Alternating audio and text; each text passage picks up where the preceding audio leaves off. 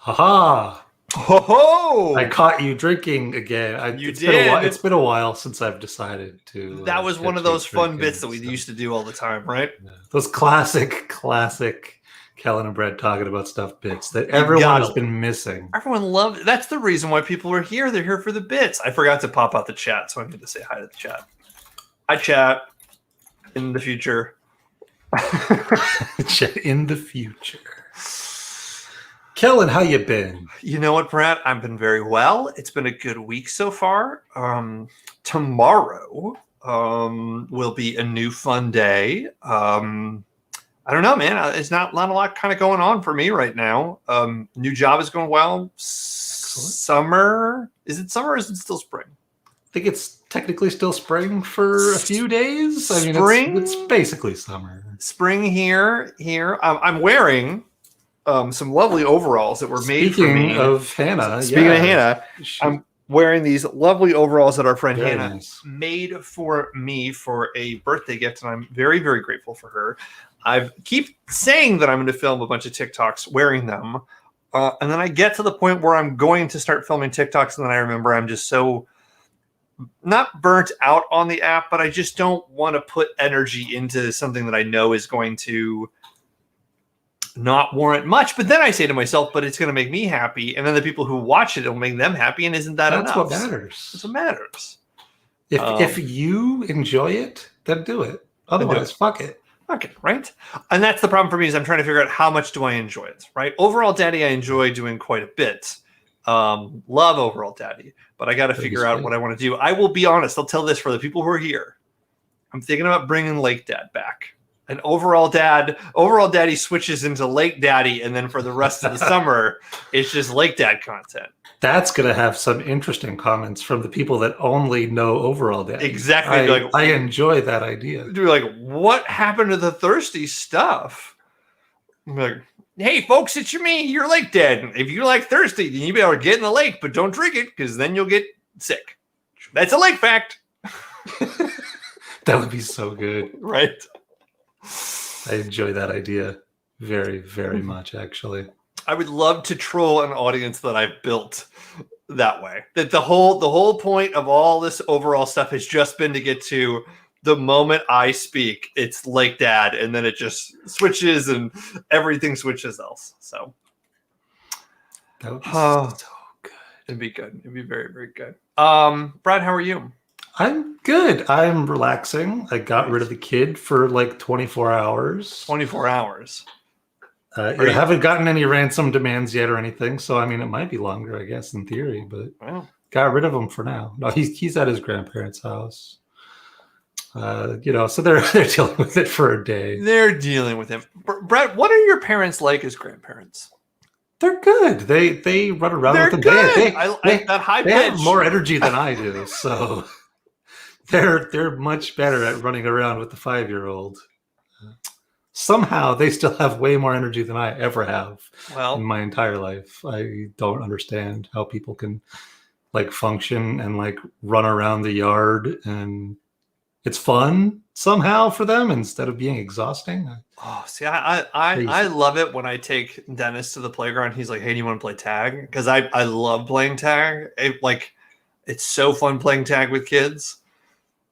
I just love it so much. I'm like your pokes. I want to play tag. Excellent. Next time I'll send him to your house. Please send him down. Send him down. He likes babies, so there you go. Right.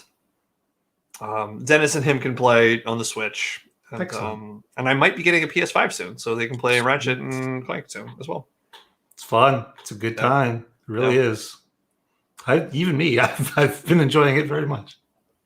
Every review that I've read is like it's one of the better single player experiences that people have had in a while. Insomniac makes very cool games. They do. Yeah. It's good times, man. It's very, very good times. I talked to BJ about this idea that we talked about last week about like playing some video games. I don't know if it's here on this show. I don't know if we've like Brad and Kellen and BJ talk about stuff. It could be. It could just be like, hey, tonight I'm just going to be playing a video game and you guys are going to be asking me questions while I'm playing this extremely frustrating video game. We'll see. Maybe that's how we test it. Maybe we could do like a backdoor pilot And if it works out, then Perfect. it's a spinoff. I love it. A backdoor pilot. That's wonderful. That will have 3 different things. We're starting Yes. an empire. Yes, exactly. Even though And I guess that second thing hasn't actually released yet. it's going to happen. It will come out. Again, I think the problem for me, Brad, with the second idea is the moment we release the episodes, we have to do it. Right now, we're just trying. We're just testing out. The moment we release that episode, we are committed to, like I said in the last episode we recorded, we're committed at least to the first season. Or to, on one of the episodes, one of us freaks out and storms off. And that's it. And that's the end. That's it. No more episodes, I guess. That's it. Brad and Kellen, not doing this anymore. Yeah. But I don't see that happening. No. I think we'll be okay. We're having way too much fun just complaining. At the very least, at least by watching it together, it's not... If I was watching it alone, it'd be so painful. I love watching the show with you. I don't love watching the show. I love watching it with you. And then at least the episodes are short, right? At least they're short. They're not good, but they're short. Yeah. You got a question for me, Brad? I got lots of questions. I, in fact, have a question from a viewer. Oh. I think this one is from TikTok specifically. Draken0990 asks, if you were to hit yourself hard and it hurts, are you strong or are you weak? If you were to hit yourself hard and it hurts. If you hit yourself and if it I hurts, hit myself and it hurts. And it hurts. Are you strong or are you weak? No, I think you're strong. I would have to say in that situation, philosophically, if I can hit myself hard enough that it's going to hurt, because I think physiologically, I think our bodies are meant to stop, to not, we don't want to hurt ourselves. Sure. It's like trying to tickle yourself. It doesn't exactly, usually work out. It doesn't work. So I think if you're going to hit yourself, right? Like I'm thinking about like, all right, I'm going to punch myself in the nose or my face right that way. I'm like, great. If I hit myself in the leg or I hit myself in the arm, like go full Fight Club style, yeah, just, like just beat the shit out of yourself. Exactly. I would say that would make you strong. I think if I punched myself in the face and it hurt, I would say I was strong. Okay. That's a glass half empty, half full situation, though. It is a little bit, yeah. It's sort of hard to define. It could be both. I mean, strength and weakness are not necessarily opposites. No, they're not. What is the opposite of strength and what is the opposite of weakness? Is confidence the opposite of weakness? I mean, it depends on how you're defining weakness. Yeah, if we're thinking about mental weakness, emotional weakness, confidence, so physical weakness.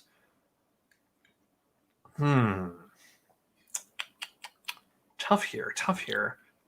Is that a tiny can of Dr. Pepper? No, I've just grown so much. Yes, it's a little mini guy. I love the little mini cans. Little mini guy. Oh my gosh. Is that an 8 ounce or is that a geez. Oh no, excuse me. It's the liters. It's max, so I don't know. It's 222 milliliters. There you go. I don't know how many ounces that is off the top of my head. I said ounces and I was like, nope. None of this dumb American shit that we do. No idea. I imagine I could find out. Let's 2 ounces, 7.5 ounces. Oh, okay. Well, there you go. Close to an 8.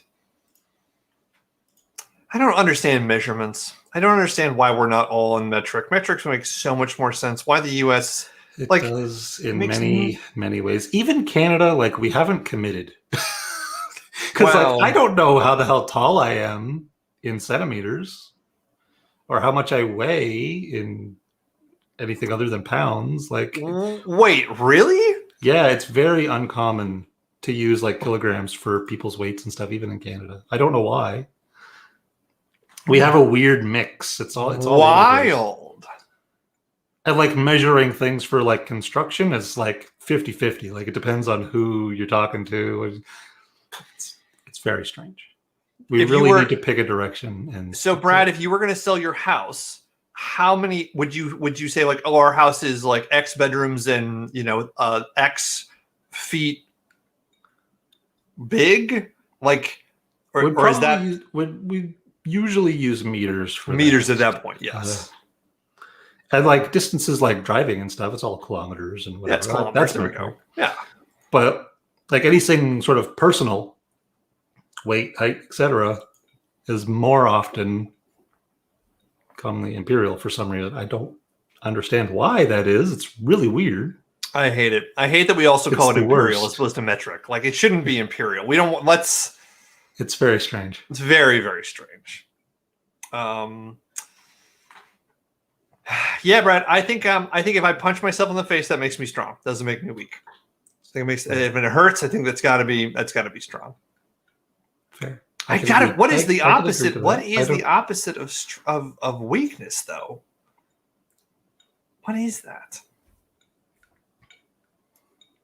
I don't know. I don't know, like stability or something. Something like that. Yeah. Weakness, stability. Yeah. I guess I could just do weakness and figure out what the antonym is. I guess it's probably just going to say strength.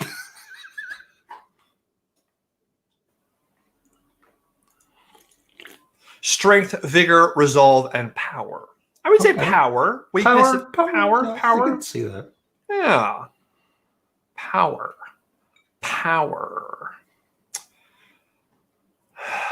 Powers Booth is an actor who was in Tombstone, and I went to school with his daughter, who was named Paris Booth. And she was a delightful, delightful young lady, and they both were in Deadwood. Nice. Yeah, there we go. Yeah, let me ask you a question, Brad. Sorry, I'm just sort of like, there we go. That's all right. I am. Brad, how do you feel about burning bridges, both literal and figuratively? I mean, literally, it would depend on the circumstance, I guess. Mm-hmm. I don't really have a moral objection. So if there's like physical bridges, mm-hmm. metaphorically or socially, I burn bridges all the time. I burnt one yesterday. You burnt one yesterday? Yeah. Can you tell us about the bridge that you burned? I mean, I just blocked someone on TikTok that I had very recently followed. Oh. At the suggestion of a mutual friend. Oh. Well, I don't want you to spill the tea if you don't want to, but boy, that sounds it's not actually all that interesting. Oh, okay. It just got awkward. That happens. That happens. But yeah, I'm fully on board burning bridges if it seems necessary. Cut toxic people out of your life and just light that bridge on fire. You seem much better at holding those boundaries than a lot of people I know, about being like, no, if this person serves no purpose in your life, why still keep them in your life? Why still even give them the time of day? Just move on. I think that is such a much healthier way of thinking about things, as opposed to friends of ours who, may or may not sort of live within that gray of like, well, I don't want to say goodbye to this person, but I really don't like them. That sort of stuff. It's it's awkward. How do you do it? Right? Like, is this a neurodivergent thing, or is this just a Brad thing where you're like, no, man, this person sucks? I don't know. I have been hearing that a lot of neurodivergent people, I'm sure it's not universal by any means, tend to have an easier time with that if they don't sort of have as emotional a connection to things. Like neurodivergent people, like autistic, for example, people swing wild in either direction, right? Sure. Hyper emotional or very unemotional. No. Without a lot of wiggle room in the middle. So I definitely tend to be the less emotional side of the spectrum. So I guess I find it easier to just be like, no, okay, I guess I'm done with them, moving on. But it did take a lot of work to like get to that point and understand that it was okay to set those boundaries and not try to sort of please everyone else in that way. So this was not just a natural thing that you just were able to do. You put work into this. This was a thing that you were actively working to do. Yeah, well, I've always done it. I just used to feel bad about it, and now I don't. You were showing human emotions. Okay, so Brad, I would second guess my actions. Oh, okay. That kind of thing, I guess, because I couldn't quite put my finger on like why I felt as strongly about whatever as I did, Would which you I've consider that gotten like, a lot more clear with that kind of thought process. would it be about empathy then? Were you like, oh, were you empathetic, or was it about the other person, or were you worried about yourself in that moment? I guess most of the time I would have been worried that I had pushed things too far, or that I was over exaggerating about Oh, whatever the issue okay. was, and really like I should just suck it up, or clearly other people are dealing with it, so Hmm. why do I have such an issue with it, that kind of thing. And it took a while Fascinating. to figure out that other people were bad at boundaries, and I was actively working at it a little bit more than some of the other people in my life. Let's see, not everybody by any means, but definitely some of the people in my life that I was sort of modeling my behavior Hmm. after were not great with those types of boundaries. And because I was not really connecting emotionally in the same way that they were to the Uh-huh. situation, it was hard to translate until I understood those differences a lot better. Fascinating. Would you consider yourself, Brad, a private person? Like when it comes to like boundaries, are you someone who like lets everyone in and then you slowly filter people out, or are you a fairly private person and then the right people come into your life? Yes.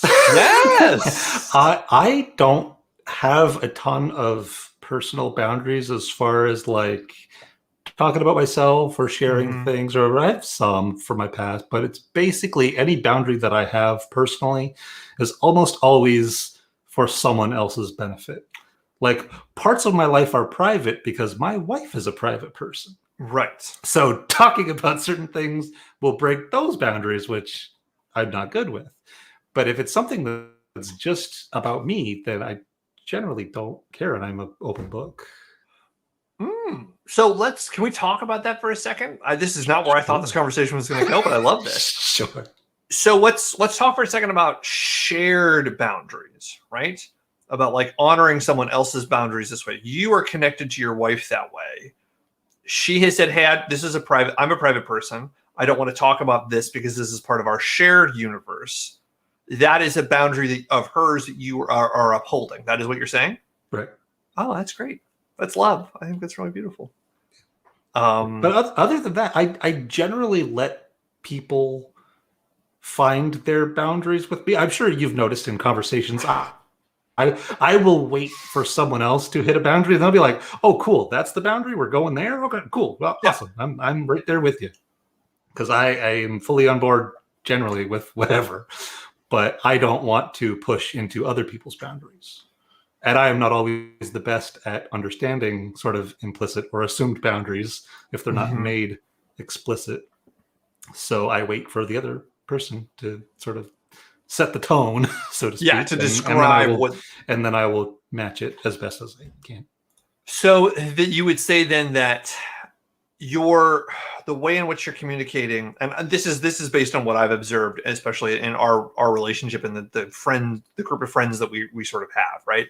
Um, you were always sort of labeled as this guy who would say the mean thing, right? Like you were this truth sayer, and I was like, well, he's not saying the mean thing. He's talking about an honest opinion. And most of the time, his honest opinion is also the fact that no one else is willing to say, right? Like there are plenty of examples where someone would say something, and your response, people are like, "Oh my God, Brad is being so X," and it's like, no, he's not. He's just this is the relationship we all have, and Brad is able to state his opinion just like anybody is able to state his opinion. It just happens that Brad's opinion tends to cut to the chase, if you will, I right? don't generally do good with fluff. So if I No. say something, I'm just gonna say the thing. Yeah. I try not to be harsh about it when it seems like it might be, but Well, I think that's a lot more about other people, though, Brad. I think anybody who sure. would call you harsh, I find you to be very kind. I find you to be very considerate and compassionate. I think harsh people tend to do it out of malice and insecurity. And I've known you for almost a year at this point, and I don't think I've seen malice in you ever once. You seem to be a very, very kind person. Well, that's good. It must be working then. Excellent. Yes, excellent. Now, I understand that you're going to take over the world one day, and I'm mostly just making sure that when you do, I can be a top general or lieutenant or somebody else. What did I say? 2028? 2028, yes. We got some time. Mark your calendars, I guess. We'll see what happens. Mark it down, folks. Yeah, I think I think boundaries are really interesting because it's one of those things where I know for myself, I have always struggled with boundaries. My parents didn't have very good boundaries with us or their family. And so that was not like a learned behavior that I could have from them. I had to sort of learn it on my own. I let a lot of bad people into my life, and then I would feel terrible when I wanted distance. It was hard for me to say no to people. I'm the sort of person who still knows and has relationships with almost every significant other I've ever had. And I know some people look at that and they're like, that's so terrible. But for me, I'm like, well, what is it? Is that a bad thing, or is that a thing that's how my family always has been? But I definitely know as an adult and as an adult in his late 30s, I'm much better about boundaries and about saying like, nope, I don't want this behavior. I don't like this person. We're moving on. And then also kind of getting the same place that you are, where it's like, oh, I'm setting the boundary. That's my responsibility. Right. My responsibility is not to react or let their feelings impact my boundary. I'm the person who set this boundary. And if I'm willing to set a boundary with someone, I need to be confident enough in myself to say, nope, this is a boundary I'm going to set with someone. This is not behavior I'm going to let in. There are hard boundaries and there are soft boundaries. I have plenty of conversations I have with people. I'm like, nope, I'm just not really enjoying this conversation. We're gonna set a boundary right here and we're done with this conversation. Doesn't mean this person's out of my life forever, but I'm just saying for now, right? No bueno, as they say. It's fair. It's the way to do it. If you're gonna set a boundary, you have to be willing to enforce it, or it's not actually a boundary. No. If you're not willing to enforce it, then you're just wanting to control another person. You're just, I'm setting the boundary to be able to say, nope, this is just about me. If I'm going to control you in the way that you're acting, that's not a boundary. That's very, very different. So, good Lord, Brad, what are we doing? All right. Oh, boy. I didn't know I would have to sort of account for the butter issues by then, but Brad, Buttergate's going to be, it's going to continue. It's going to continue for the rest of this life and maybe beyond. No doubt. See. Oh, Kelly, I got this. Is probably me being weird or dumb somehow, but I can you explain to me the phenomenon of people having trouble plugging USB things in and flipping it over and having trouble and flipping it over and then being successful? People have a hard time with this? Why is that a joke that exists? Why do people joke about USBs being hard at like defying physics by flipping it over? Is it everywhere? Brad, I've never had an issue with the USB. You should. And that's not a brag. Doesn't make any sense to have issues. They're literally labeled with symbol on one side that's usually textured, but if you get a rip-off one, maybe not. But usually it's like, oh, that's the one with the texture. That's the top side. That's where you plug it in. Yeah.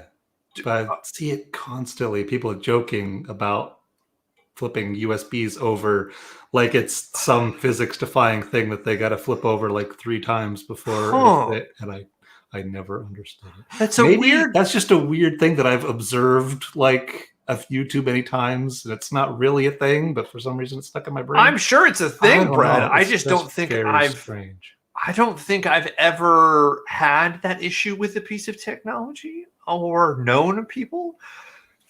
Okay, so all right, so if I'm an anthropologist and I'm looking at this society, all right, let's since neither of us are on this side, we have to look at this as an observation and try to make a theory. So a culture of human beings is struggling with the actions taking place with a piece of technology, a fairly rudimentary piece of technology, right? It's taking one thing and plugging it into another, right? That's all it is. Right. And to deal with the harshness of this reality, they are turning to memes to release their frustration and the tension and their own insecurities. Why do we think that is going on? Well, I would say that probably anybody who, and this is a very generalized statement, so apologies if there's anybody in the chat or watching this in the future who sees this. I would assume that if someone was making a joke about plugging in a USB and struggling with it, that would be trying to compensate for deep insecurity for something that they find to be below themselves.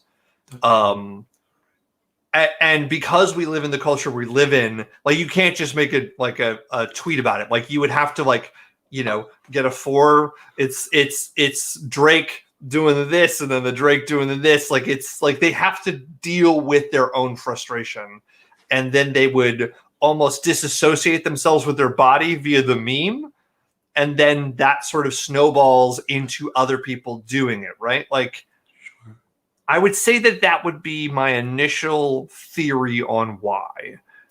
Would love to know your thoughts, Brad, since you've observed this phenomenon.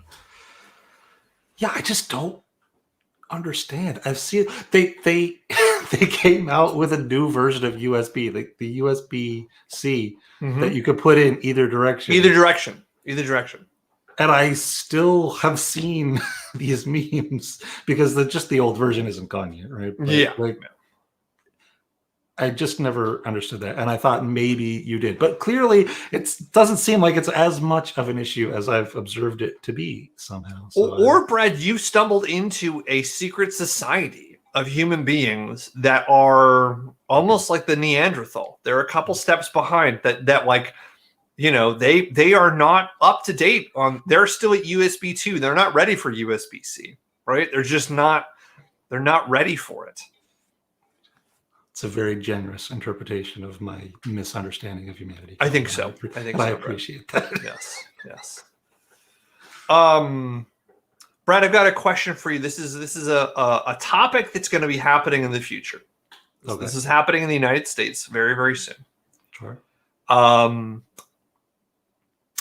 Brad, the Pentagon here in the United States, head of the Defense Department, the Army, the Navy, the rest of this.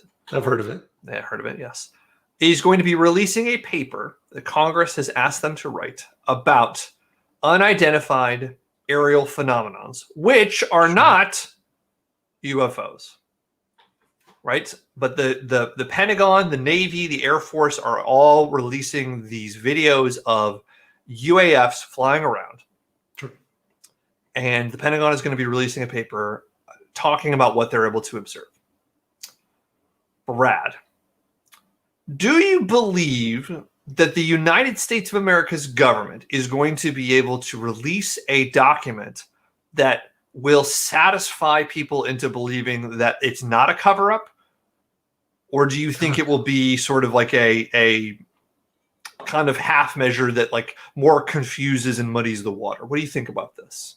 Oh, it's definitely going to just confuse and be useless as far as proving everything. They could come out, they could decide, you know what? Screw it. Let's just write something and we'll confirm the existence of an alien civilization. And we're talking via UFO. And people still would be like, okay, but what are they covering up with this paper? What's the real truth?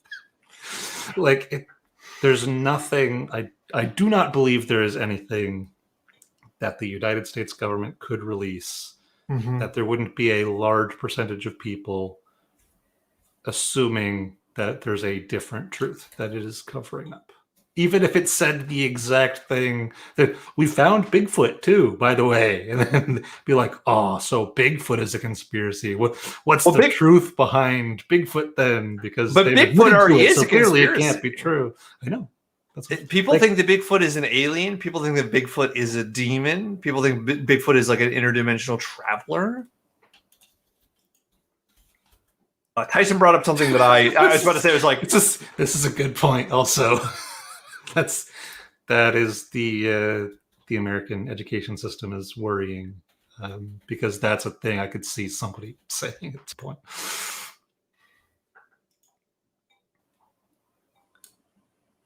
It's just unidentified aerial phenomenon. All right, so here we are. So here we are, Tyson. The Unidentified Aerial Phenomenon Task Force, or UAPTF, and they're calling them the UAP Task Force. Okay, so not UAF, UAP. Pardon me. I'm a citizen of the United States. That's fair. So, Brad, yeah, I don't think anything that they come out with would satisfy most people. So, Brad, have you watched these videos? These videos that are showing up that we have more and more Navy air people and Air Force air people who are saying, no, we see these every single day. We can't explain any of these things. Do we believe that these are actually, from an alien nature? Or is this a hoax? Or is this a terrestrial in terms of this is just another country? Or this is our own country that is this testing this stuff? What do you think? Well, of the ones that I've seen, I've seen some of them. I'm sure there's a bunch that I haven't seen, but they seem likely to be terrestrial, I would think. But I don't know. I mean, who the hell knows? It could be anything. All I really know is that they're unidentified. All right. But it seems likely that and it's even been the case a couple of times where one branch of the government has seen like a leaked video, and then like you get like freedom of information request access to like email threads. Like, oh shit, sorry guys, that was actually us. We were just testing a thing. It's don't worry about that one. Don't worry about that. Yeah, it's like that's happened a few times. Yeah, not for all of them, I assume, but like that. There's definitely examples of that kind of like interdepartmental lack of communication when it comes to things like that. So probably at least some of that kind of thing. Some of it could be other countries, or even these days, I mean, individual people with too much time on their hands. Yeah, I mean, like, I would love it if this is how we find out that there's like a Bruce Wayne, character who's got like his own private robots out there flying at like, Mach 5. They can do things that like. If this is how we find out about all these private military organizations that are not connected to any country or any government that like have these extremely advanced weapon systems or flying systems, boy, wouldn't that just make this year crazy? It would be pretty fun. I think that side of things is a lot more likely. Yeah. Then, these are from a different dimension. Yeah. It would. I mean, at most, when it comes to that kind of thing, we probably get confirmation of like, yeah, we don't know actually what that is. No. Well, that's why which is as much as we have now for most of them anyway. I would really love it. All right, here's my dream. I would love it, and I know this isn't going to happen because this is how the world works, right? We don't want to work together to solve climate change, so why would we figure out where these things are from? I would love it if every country came together and said, okay, well, what do you got? All right, well, what do you got? Right? Like if we all came together and we could figure out, this is very Bill Hicks, right? This is a very Bill Hicks sort of moment. It's like, if we all band together and we can figure out where these things are coming from, maybe we can figure out how they do these things, and then we can go to space and live in space and be better, right? But instead, we're not going to work with anybody else because we're afraid. And I just had too much apple juice tonight. So much apple juice. Yeah, I don't know there's literally a patent. It wasn't the Air Force, I don't think. One of the government branches, anyway. 2 years ago now, I want to say, filed for a patent for a aircraft, spacecraft, however you want to define it. That basically used a bubble of space around a metal frame to travel. So it wouldn't be that weird if some branch of the American government was just testing weird stuff, and some of those tests got in some blurry footage that pilots had occasionally. Like, that seems a lot more believable to me than like aliens are here and visiting us constantly, and we have a few blurry videos. Like, it's just a weird disconnect for me to get behind. Yeah, it doesn't like that makes more sense to me, but there is just a part of me, Brad, that wants aliens to be real.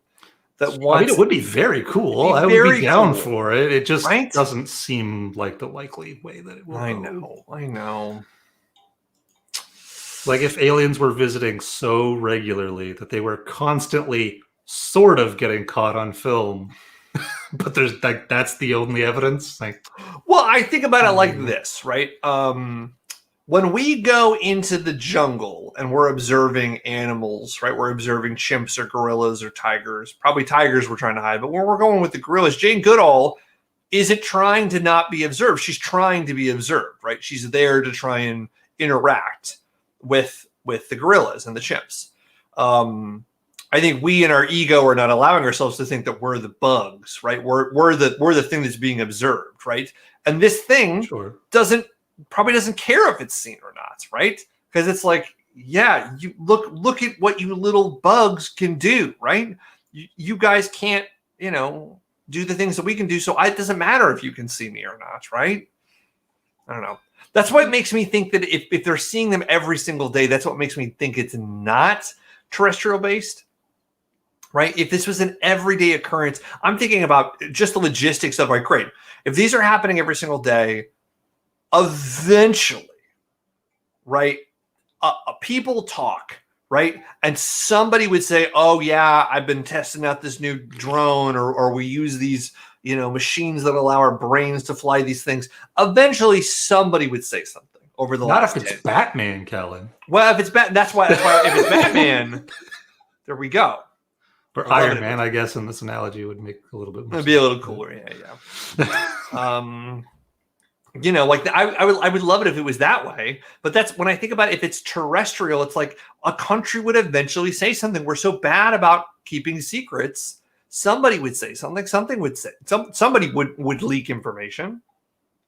Hell, I mean, Deep Throat couldn't die without saying, by the way, I was Deep Throat to cash in on a couple of bucks. Right. Yeah. Anyways. Aliens. We'll probably talk more once the paper comes out. Yeah, I mean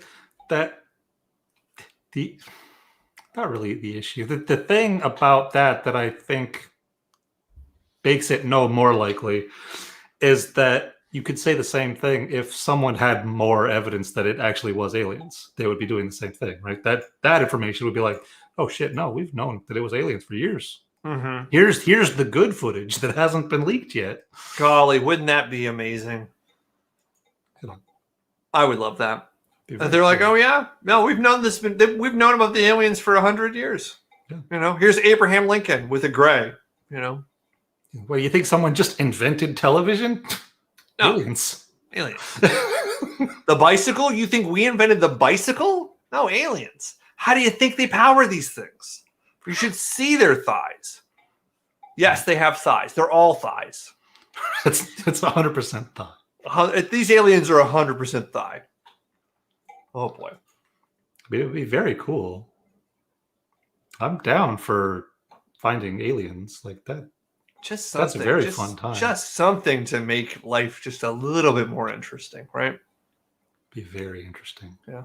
And change the way we think about a lot of things. Gosh, wouldn't it just be so good? Be so good just to flip the whole thing over. There we go. Jen thinks it's Iron Man. Well, I mean, that would be cool too. I mean, that would be cool. Again, if suddenly we realize, great, we've got private citizens who have this amazing technology, I'd be down for that as well. I'd be equally down for that because at least then it's like, great. I'm so happy that private citizens have figured this out because then at least somebody has it, right? It would be worse if somebody had it and you're like, oh, it's Jeff Bezos. And you're like, oh, no. Right? See, that's the problem is it's probably, if it is an Iron Man situation, it's going to be like one of maybe a couple dozen people and we know who they all are and none of them would be good at that. No. Unless they're funding someone. Oh, see, that would be great. That could potentially be okay at least, but yeah. Let's hear another question, Brad. It could lead to the next phase of real life superheroes, though, because those have been dying off a lot. There's a lot of legal problems with the real life superheroes. superheroes that they've sort of died off the last few years. For a while, it was a thriving thing, though. There was a lot of vigilante superhero things going on. I think, and especially living here in Chicago, the amount of people with handguns have really prevented real life superheroes from really taking off. I knew there were a lot of real life superheroes in Seattle because there's not a lot of like weapons in Seattle. I knew there's a lot of real life heroes in California because there was no assault rifles or personal handguns in California. Again, as those bans are being lifted, a lot less and less superheroes, unfortunately. Okay, new conspiracy theory.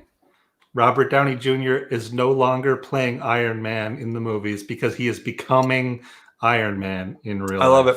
I love it. I would love all of it. Someone decided to fund it. You know what? You're doing a pretty good job at that. Let's give you some real funding and real equipment. I'm just an actor. No. I saw the movie. You were real. I believed it. Again, it always comes back to Dave. It's just a Dave situation. I love that movie so fucking much, man. Dave is such a good movie. Kevin Kline is so goddamn good in that movie. Sigourney Weaver's so good in that movie. Dave is such a good movie. I caught a fish and it was this big. So good. So good. Kellen, would you like to take a quiz? Oh, Brad, I would love to take a quiz. Okay, I've got a couple of options for you. Oh. So I've got one that's just called "What Are You?" Oh, okay. And because I know you're into philosophy, how well do you know philosophy? Is the other one. I'm gonna do "What Are You?" I think "What Are You?" actually sounds a lot better than us going down how well do I know philosophy. You're both from the ridiculously broken quiz. I'm website, sure. So it's gonna be nonsense either way. That's why I almost want to go with the bigger nonsense part. The "What Are You?" seems better. That seems like how many rats are you worth? Right. It also, might end up that way. I don't know. It might be you are one rat. You are one rat. Googling how many rats you are worth does not bring up that quiz. So whoever made that quiz needs to work on their SEO skills. That's hilarious. Okay, here we go. Okay, so what are you? The first question is just habit? Question mark. Being too ... nice. Killing people. Wanting my ex. I have none. Maybe your habit is asking people what their habits are, or pretending to be hard. I'm going to say being too nice. Okay. String in time. Present, past. Look into the future with a lot of extra letters. Or anything could happen in the future, right? Present. I don't know what that question Present, is. Present, duh. Okay. Type of tree. A mighty oak. A black birch. Wait, is that a thing? Some sort of immortal tree. Or a fire tree. Fire tree. Excellent. Which one mostly describes you? Kind, caring, quiet, selfless. Smart, bookworm, peaceful / funny, clever, nerd. Fragile, don't stop arguments, silly, lively, bubbly. Mean, strong, loud, popular. Friend-oriented, dependent, kind once you get to know me, cool. I think I'm going to have to say smart bookworm. All right. Emblem, fire, water, earth, air, or dark? I'm going to go air. It's me. All right.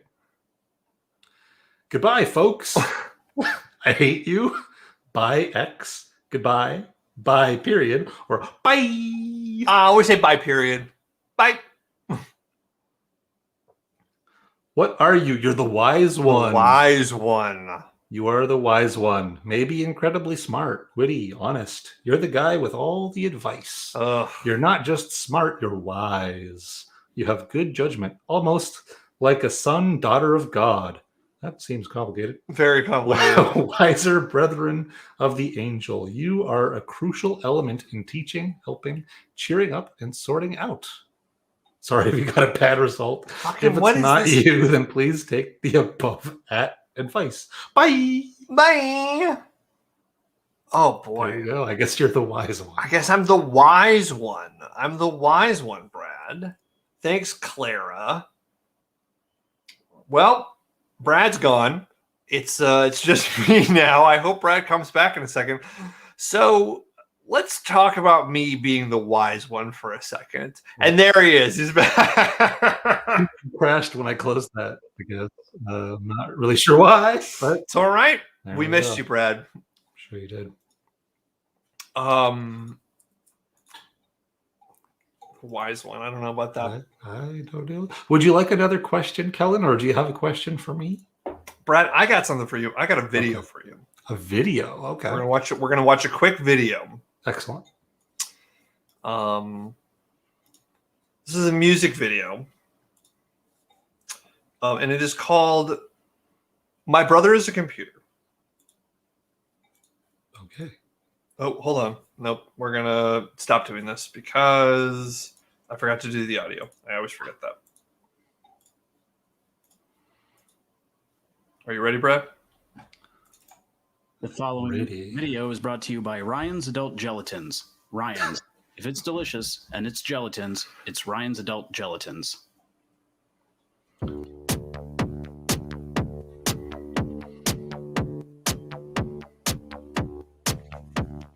My brother is a computer. He doesn't like to go camping because he's a computer. He doesn't like to hunt or gather. My brother is a computer. He doesn't like to go swimming. Says he's afraid of the water. He doesn't like to take baths or showers. My brother is a computer. And I got that my father bangs on his monitor. My brother is a computer. And he sleeps every 10 minutes to save his power. My brother is a computer. He doesn't like dairy farming because Very he's specific. a computer. He's got no use for cheese, milk, or butter. My kind of guy. My brother is a computer, and it baffles all the doctors we have the same mother. My brother is a computer, Does seem complicated. and he's really good with email, but not so much with letters. My brother is a computer, and I cower as my father bangs on his monitor. My brother is a computer. And he sleeps every 10 minutes to save his power. My brother is a computer. My brother is a computer. My brother is a computer. My brother is a computer. My brother is a computer. My brother is a computer. A computer.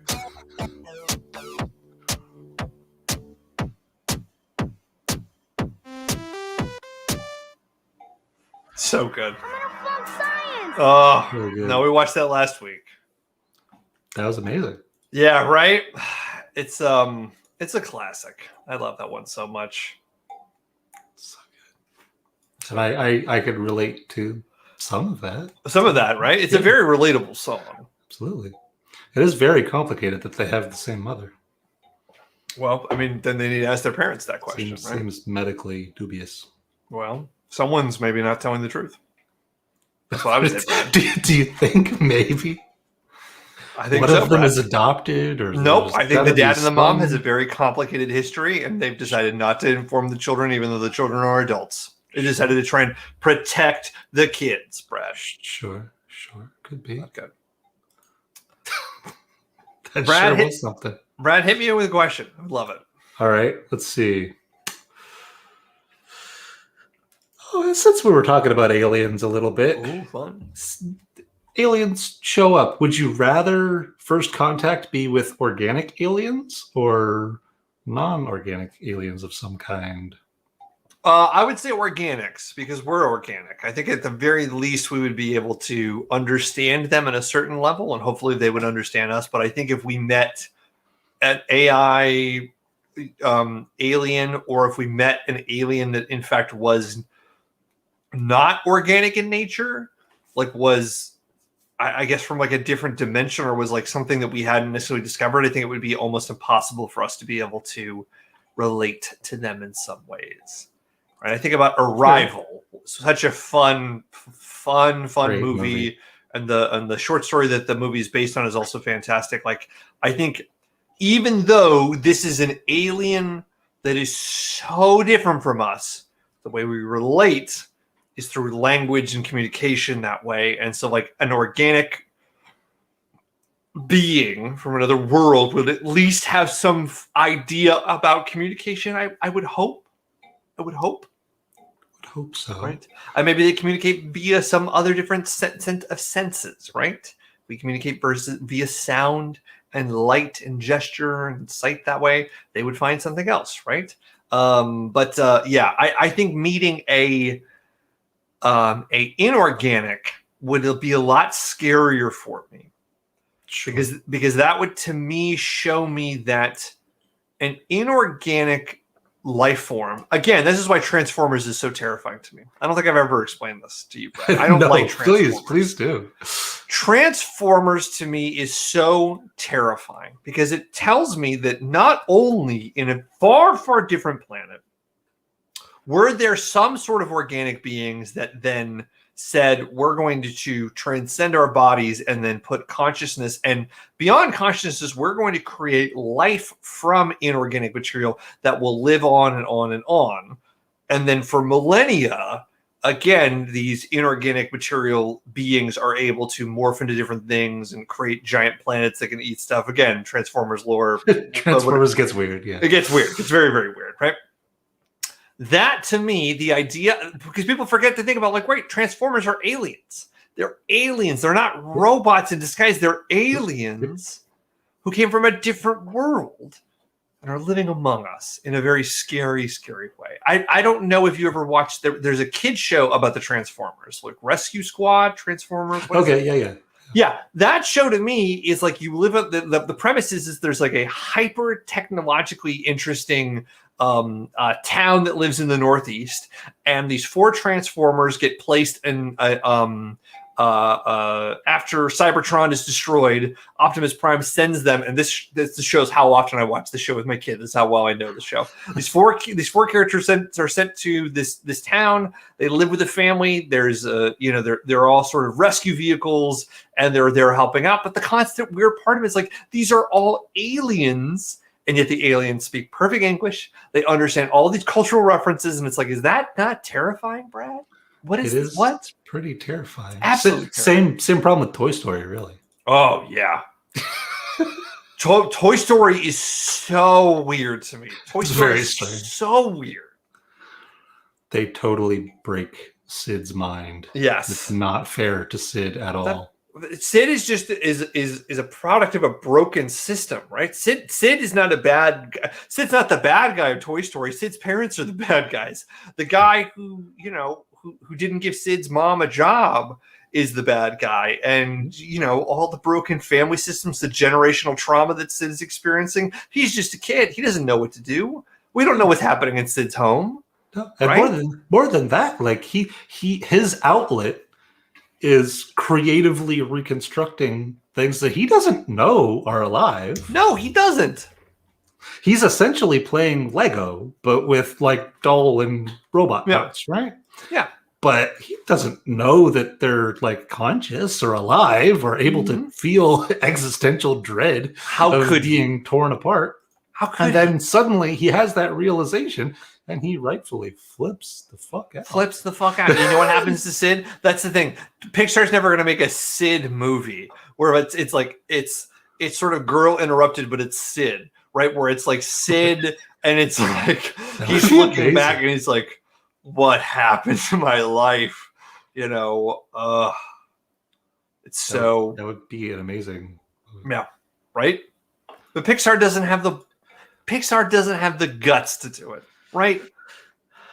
Not yet. Give it a couple of decades. Maybe they'll come back to it eventually. I would love it. If they made a Sid movie and they figured out how to make Sid... I mean, Disney's making Cruella, right? Disney's making a movie where Cruella is suddenly a sympathetic character. I'm sorry. Cruella de Vil is a sympathetic character? No. Sid's way more sympathetic. That's Way more way more interesting story. Yes. How he deals with like a new understanding that all toys are actually alive, Right. and what he does with that information. And of course, if he tells anyone, he instantly gets tossed into the loony bin and has to deal with trying to explain that he's not schizophrenic. And that's the story. Here we go, Brad. That's the story. They put him in an institution. And what is in the institution for children? Toys. But they're not just any toys. They're the toys who were also in the institution. So it's One Flew Over the Cuckoo's Nest and Toy Story, right? This is the movie, Brad. It's One Flew Over the Cuckoo Clock. Yes. Yes. And it's all the toys. Some of them maybe trying to adopt like psychological things and be doctors to these toys, and some of them are just crazy toys that think they're other toys. Or, all kinds of. You could get all kinds of craziness. There's a movie there for sure. And again, Sid is the one. Sid is the Jack Nicholson who's like, we gotta break out of here. And all the toys are like, no, we can't. We're here for a reason. We're broken toys. And Sid's the one who's like, Sid goes into the institution and he believes he's broken. In the end, Sid's like, no, we're not broken. It's the society that's broken, right? And the toys are like, right. And then at the end of the movie, it's dun dun dun dun dun dun dun dun dun dun, and then the toy uprising, and the toys taking over, and then that's almost like the crossover with Bee Movie, where the bee suddenly people and bees suddenly realize that they're all such a strange movie. Such a strange. That woman definitely was dating a bee at the end of the movie. She right? wanted like, to they were fuck that dating. bee. They were dating. It was such a weird movie. But yeah, no, like there's definitely a movie there. Like there's 100% something there. There's 100% a movie there. And Pixar could make that movie and make it work. They couldn't sell any merchandise off that movie, though. That would be the thing that would be so hard for them to figure out how do we merchandise that movie. That's why that movie wouldn't get greenlit. The pilot exists. I don't know how you merchandise that movie. It's a crossover sequel, Toy Story and Inside Out. Holy shit. Holy shit. Why? They're already all part of the same world. Exactly. Right? And if the toys are conscious, do they have the same? They do. Or, a toy version. A toy version of it, the Brad. psychological. Yes. So there's the connective tissue. Mm-hmm. You go between the worlds. Brad. That could happen. That could be a thing. This could 100% be a thing, Brad. Okay? Well, it's a good thing we got this recorded. There's all kinds of, there could be copies of all kinds of, there could be a lot of cameo toys. Because they're just, there's mass-produced for the most part, right? Except for Spoonie, I guess. But. Yeah, I love Spoonie. Spoonie's so good. Spoonie is great. And it also proves that, that consciousness can spring forth out of almost anything. It's a beautiful idea. It's a very beautiful idea. Someone should really make that. We need to make Not me, I'm way too lazy, but someone should do it. Brad, I've got a question for you. All right. Brad, what was your first job? What was the first job, official professional job you had where you got a paycheck? Where you had to fill out, here in America, you fill out a W-2, but what was your first job? My first job was a cashier at a grocery store. Oh. Tell me about the job. What was that like? It sucked. And I left after 3 months. It seems like a sucky job. Terrible. Mm-hmm. I already it's a crappy job to start with, but I can't stand for that long without it being a problem. It was very quickly a problem. So it did not last. But it was crappy. It's a hard job. Dealing with people that are already annoyed because going to the grocery store is not fun. Not generally a great fun experience for pretty much anyone. They might be tolerating it, but generally it's not a good time for anyone. So they're already sort of annoyed, and people are the worst. So wasn't great. But, just run through groceries stuff. It was terrible in my memory. How did you get to be a cashier at your first job? That seems like a very high level job for your first job, Brad. It's just what I could get. They were hiring. This was 23 years ago. There you go. So back when you could just walk in and be like, yo, you guys need some extra help? And they're like, yeah, put on a thing. Yeah, come on, get an apron on. What's your name? Try that these days. Then like, get the fuck out of here. No, they're going to do 3 background checks. We have 5,000 people that have PhDs that want this job. Like, you get out of here. It's funny, Brad. My first job, I was a courtesy clerk for Safeway, which is, I was just a bagger. I just bagged stuff up. That was my job. I wish I could have been a checker. I did that too. That particular grocery store didn't have a separate bagger, so just did both. You just did both, yeah. Yeah. I will say I enjoyed that job. It was a summer job. I worked 3 days a week. It was a very enjoyable job because my job was simple. I would go outside and I would get carts. I'd bring the carts in. I'd take out the bottles in the bottle return area, and then I would bag up bags. And that's all my job was. My job was never to clean up stuff. I couldn't clean things up. I didn't have the rights or responsibility. I just had 3 things, and that's all my job was. And I'd look back at that time and I'd say, it was not a bad job. It was a pretty simple way to actually have a job. Nice. Yeah, it did not last long, I'll tell you that. There you go. I don't know, Kellen, it's not going to shock you that I've never dreamed of labor. No. I escaped it as fast as I could figure out a way to escape it. And in that particular case, it was, I'm going to go to school right away instead of waiting. Yeah, I don't want to wait anymore. Yeah. I'm going to go to school. Yeah. Good for you, Brad. And Tyson, I don't remember any of that nonsense. I barely remember what happened last week. So my memory is Swiss cheese. That's one thing. Unfortunately, I am on the wrong side of that particular autistic spectrum when it comes to memory issues. You got a question for me, Brad? Sure. See.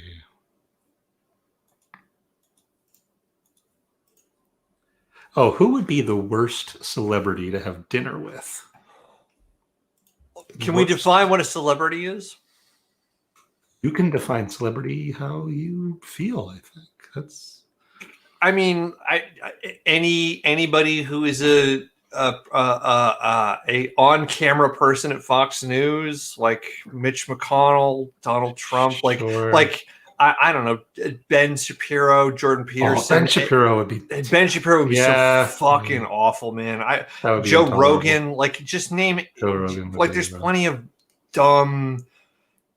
way under. I don't know. I think when we think of celebrity, we think actors, and I'm like, well, no, I'm thinking about authors. I'm thinking about, celebrity is people who are celebrated by some communities. I'm sure fucking Vladimir Putin is a celebrity in a certain sort of sense, and he's probably a fucking awful person to have dinner with. I would imagine. Golly, are there any women that I think would be awful to have dinner with?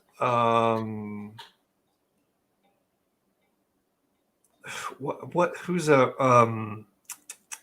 Ann Coulter. Ann Coulter. I was about to say Ann Coulter would be absolutely fucking awful. I feel like we would get along with the same people and also be very aggravated by the same people. Ann Coulter would be the worst.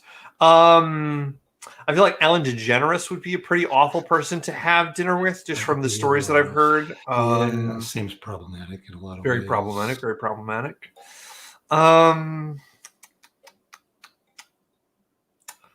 I imagine Angelina Jolie would be probably not the best dinner person, just because I just find her to be so vapid. Sure. I don't really see a lot going on. I'm sure she's learned it in certain sort of ways, but I don't think she just takes herself so seriously. I don't think you could make a joke or really relate, or I couldn't talk like this with her, I feel, but who knows? I don't know. That would be a weird one, I think. Yeah. A weird one. Who are some other ones? Gosh, there's so many people I would hate to actually meet. I know people are terrible. That's a very wide-reaching question. Yeah, that's the hard part about it. I bet George Lucas is actually a really awful person to have dinner with. I bet he would just be like you wouldn't be able to talk about Star Wars with him, so you just have to talk about like American Graffiti and THX 1138, and like talk about how hard it is to find pants that fit these days, and how nobody enjoys a good back rub. Like it would be like talking with like your mom's friend from work. Like that's what George Lucas would be like. Every time something almost Star Wars related comes up, you could just see him don't. Mm-mm. I don't want to. I can see that. Golly, who else? I mean, like any politician on either side, any American politician. There are a few that I actually want to talk to. Most of them would be like, ugh. Ditto. Who are some fictional people who I'd hate to have dinner with? There you go. Sherlock Holmes, I'm sure would be an awful dinner person. I bet he would just be probably just. I would love him to try to solve my kidnapping, but I don't want to hang out with him. No, I don't want to hang out with him. I don't. I'm good. Golly.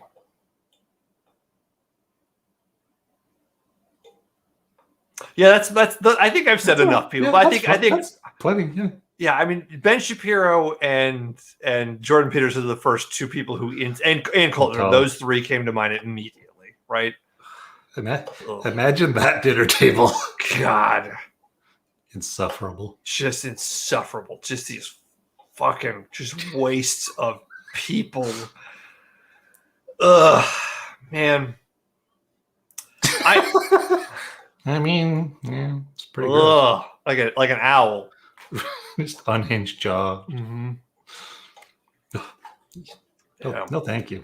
No. Yeah, I feel like we're very similar in that sense, Brad. I think we would know who we wouldn't want to talk with. I think we would know the people we're like, nope, don't talk to these people. These people are going to be awful.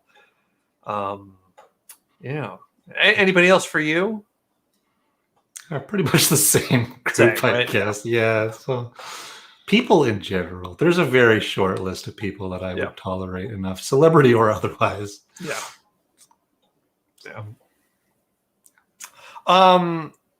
Brad, what's one thing you'll never do again? I will never do again. Something you've done. You don't ever want to do it again. I get married? Does that count? That counts. That counts. Absolutely. Yeah, we wouldn't be doing that again. Any particular reason why? Like beyond, like, is it the marriage part? I wouldn't be married now if we hadn't been born in different countries. The concept of the marriage is entirely travel based. Related, yes. Yeah. So it's not that you wouldn't want to be married again because you don't believe in marriage. It's just, well, walk me through that. Excuse me. So marriage, the only reason I am married is geographic problems with immigration. Yes. So given any particular reason why I would need to get married again, I don't think I would go through that process. Sure. And the process, especially for you marrying someone who was from America, was probably a lot of hoops and difficulty that way. There was a lot of hoops and a lot of saved Skype conversations at the time. Yeah. It's a very strange process to prove that you're not trying to do a green card marriage situation. So it's not that you don't believe in, it's not like the institution of marriage. You're like, I fucking hate it. It would be, it's more apathy towards it, I apathy. I don't like fucking marriage. I can't believe I have to get married right now. It's not something I have ever cared about. Yeah. I think that's a good one up there. How about you? You got something that you would never do again? Have another kid too. That's way near the top of the list. Yeah, kids might be up there. Kids definitely might be up there. What's another thing I would never want to do?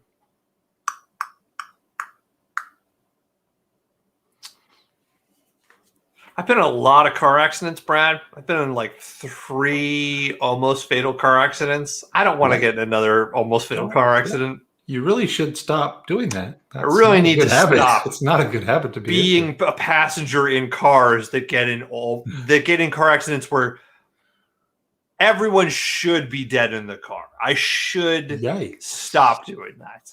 And yet, I keep getting in cars. So, get like a Final Destination situation. No, I don't think it's a Final Destination. I think it's just a wrong place, wrong time in every single situation. What's something I wouldn't want to do? This is going to sound cynical, but it's not. It's genuinely you get out of the cult. I would never want to tell myself, if I could go back in time, I would say to myself, do not, even though you're going to think it, even though you think, Kellen, you have the ability, you could go and you could be on SNL.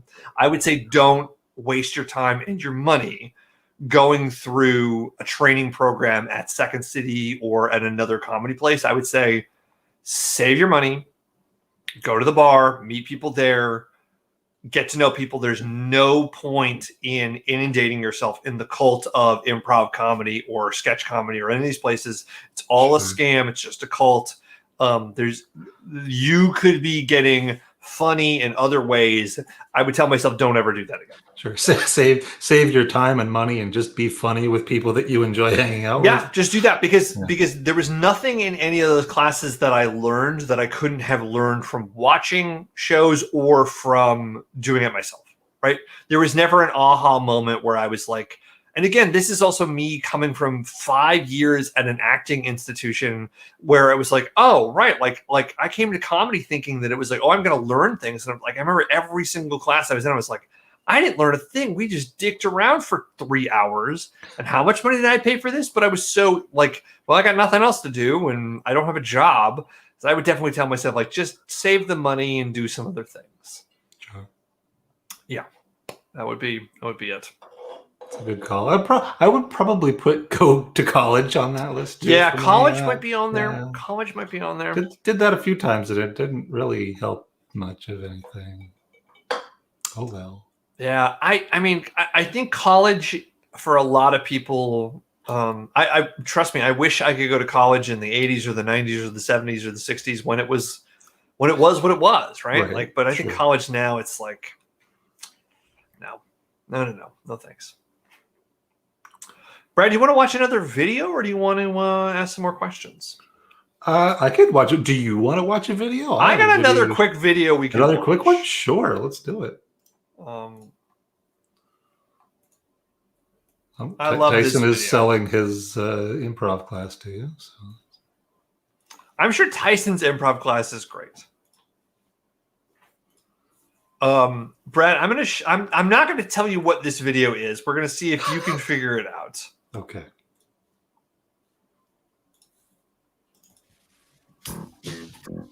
Okay, yes, I have seen this one. Duck. So good. So good. Love it.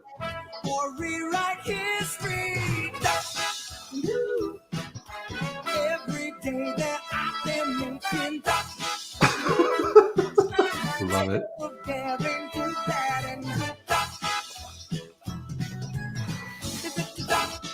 Behind you, have to find you. What to do? Just grab onto some duck. Woo. Every day that I am making duck. Woo. Tales of daring, do bad and good duck. Woo. Not ponytails or cotton tails, no duck. Woo. Oh, it's so good. So good. So good, Brad. Love that one. It's a quick one. I watch that video so often. It's so funny.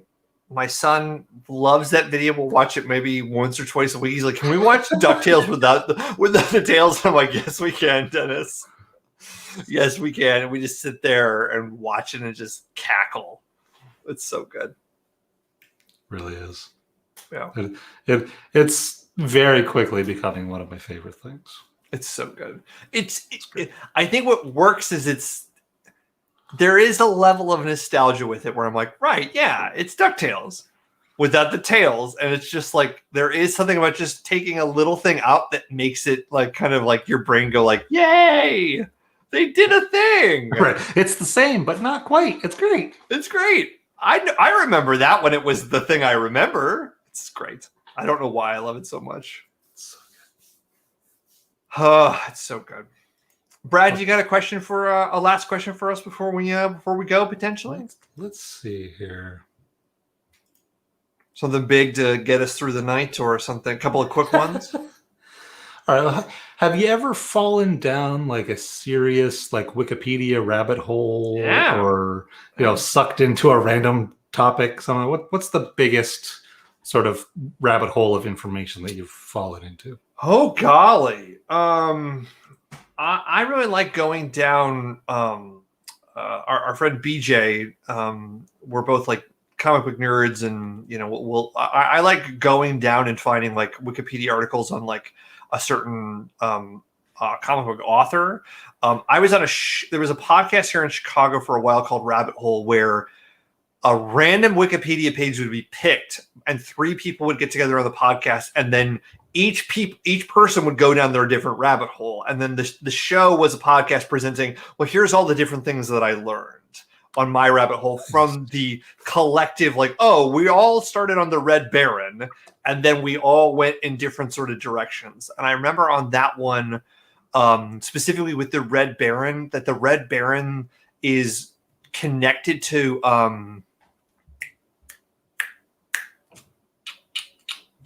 gosh, what is the actor's name? Robert De Niro. That the De Niro family is connected to the Red Baron in some way, either genetically or like they're all like part of the same, like family or something else like that. And like going down that, and that Robert De Niro is connected to Amelia Earhart as well. The De Niros have all of these different aviators in their life, and yet the De Niro family, his dad and his mom were both actors, and he's also an actor in New York as well. And I remember finding that extremely fascinating. Yeah, I like going down Wikipedia rabbit holes, though I do struggle sometimes, and this is just in general, and this is, I think, what's happened to. Well, what is a fact and what isn't a fact is I go into Wikipedia and I feel this hesitancy to be like, well, is this a fact? Is this real? Like, do I want to commit this to memory, or is this just like fluff? And I really, if I'm going to go down a rabbit hole, I kind of want it to be real. I want it to be a little bit more meaningful. Sure. Yeah. Gotta get down into the sources and see what kind of sources they Exactly. You really need to kind of get there. And I kind of wish that there was the ability to kind of have some greater verification of information as opposed to constantly have to check sources. But again, if I was in a library, I'd be having to do that myself. So there you go. What about you, Brad? Well, probably the biggest. Well, I've followed out a few, but the biggest one was probably when I started learning about Tor, the onion router, to get onto the dark web and all of that. I fell down a very deep hole, and I ended up reading a series of white papers about like the problems with Tor and like theoretical problems that haven't even been exploited yet that anybody knows of, and like I ended up doing some math and getting some Amazon server space. And at one point, for a very brief time in the middle of the night, a couple of years ago, I was running like 3% of the Tor nodes. Really? So that I could try to figure out how much it would cost me to be running more than half of the exit nodes for a story that I was writing, so that I could get an accurate estimate for like a stupid one-off line in a story. Wow, Brad. Talk about commitment. How did that feel to have? I mean, like, is that like a power thing? Is that where that registered for you, or is this a? No, it was just sort of awkward about how easy it was to like learn how to do it, and then roll up enough instances with enough different IP addresses using just like I think I used a couple of Amazon ones and a bunch of Google server space and stuff. There's a bunch of services that'll give you servers with dedicated IPs and stuff. They're all over the place. So it was just like a weird experience of like, wow, if someone decided to put real funding behind it, they could just completely break Tor anytime they feel like it. Oh boy. If any government decided to do that, or maybe they are already doing it. Yeah, I think it's more and that's one of the sort of theoretical exploits. Is like it's possible that the NSA or whoever is just running like 80% of the exit nodes, and like there's a bunch of random people that are running them too. But if you have enough of them, then you can get enough information about the connections. It becomes a real problem. Yeah, I was and just like how cheap and easy that process was. I'm like, oh boy. Yeah, my own understanding of the dark web is like, sure, it's dark, but it's also very rudimentary in the sense where it's pretty easy if you are a, let's say, government agency to track who's going in and who's going out of these nodes, right? It's, local governments, not. NSA, yes, 100%. Yeah. So it was a very strange experience. Very strange, very strange. Brad, I just had a thought, and it's the end of the show, so I'm not going to ask this question. But I have an understanding of what I want to talk with you about on another episode where we have a deep dive, and I would really love to talk about some abstract concepts with currency and some abstract concepts about what is real in regards to certain forms of ways in which we apply value to things. I think that would be a fun instance to talk to you, since you are knowledgeable in these sort of. We're going to become Dogecoin millionaires. Is that what you? Maybe, Brad. Maybe. All right, excellent. Right. We're both going to get an NFT, and we're gonna start. Jeez. Yeah. Right. Yeah. So. Technically, we haven't released this second project. We could release them individually as NFTs. Yes, NFTs. Yeah, I know, Brad. I know. Just to be dumb. Just to be really dumb. That's what I was almost going to say to you after the show, to be like, oh, what if we NFT'd the other show? It's like, nope. That'll be a separate show. Well, it's a different show. That's a different show, yes. That's the NFT show, which is all about you owning a show about NFTs. So, yeah. Brad, as always, this is so fun. I can't believe our time has flown by. We've covered so many different fun things. It's bizarre how fast this goes. It is every time. Every time it just goes. As always, good time. Absolutely, Brad. Absolutely. Thanks everyone in the chat for joining. I think we still have a few people watching, which is amazing to me. I'm always, Brad, again, if anybody is here at the end, I'm always thankful that they're here, and thankful that for the people who were here in the beginning. We had a lovely audience in the beginning as always, and it's always so good. But Brad, I will talk to you soon, and for everybody else, we'll see you next week. All right, see you next week, everybody. Bye, everyone.